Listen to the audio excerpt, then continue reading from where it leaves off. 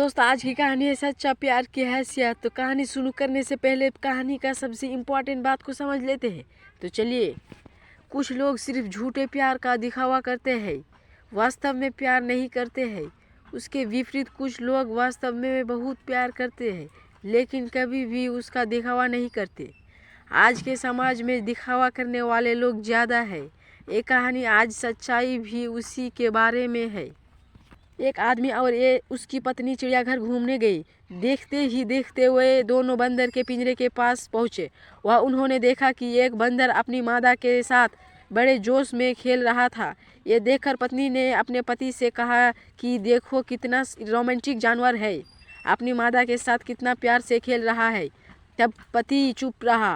तभी पति पत्नी आगे गए तो उनके सामने उनको शेर का पिंजरा नजर आया। वहाँ उन्होंने देखा कि शेर और शेरनी दूर दूर बड़े आराम से बैठे थे। खामोश शेर एक कोने में अकेला बैठा था, जैसे कि शेरनी का कोई अस्तित्व ही नहीं है।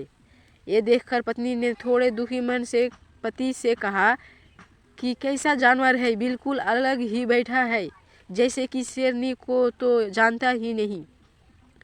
इनका आपस में बिल्कुल प्यार नहीं लगता। इतने में पति ने अपने पत्नी को एक पत्थर दिया और उससे कहा कि ये पत्थर जरा तुम शेरनी की तरफ फेंको। जैसे ही पत्नी ने वह पत्थर शेरनी की तरफ फेंका, शेर दौड़ते हुए अपने शेरनी की रक्षा के लिए आगे आ गया। अब पति ने अपने पत्नी को एक और पत्थर दिया और कहा कि ये पत्थर लो और अब उसी बंदर के तरफ फेंको। जैसे ही पत्नी ने पत्थर बंदर के तरफ फेंका, वह बंदर मादा को छोड़कर अपने जान बचाने के लिए तुरंत पेड़ पर चढ़ गया।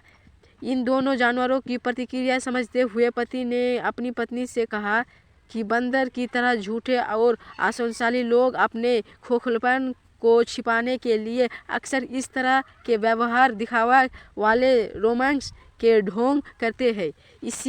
इसके विपरीत शेर के तरह लोग हैं जो दिखावे से दूर नमक होकर अपनी ज़िंदगी आराम से जीते हैं।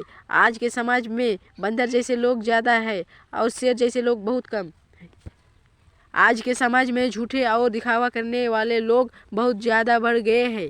इसीलिए हमें ऐसे लोगों से बच के रहना चाहिए। कौन दिखावा कर रहा है और कौन सच्चा है, ये हमें पहचानना आना चाहिए। अक्सर लोग दूसरों को दिखावा को सच मान लेते हैं और इनका असली रूप जानने में गलती कर देती है। तो कहानी कैसे लगा आप लोग कमेंट में बताइए कि इस कहानी से आपको क्या सीख मिला।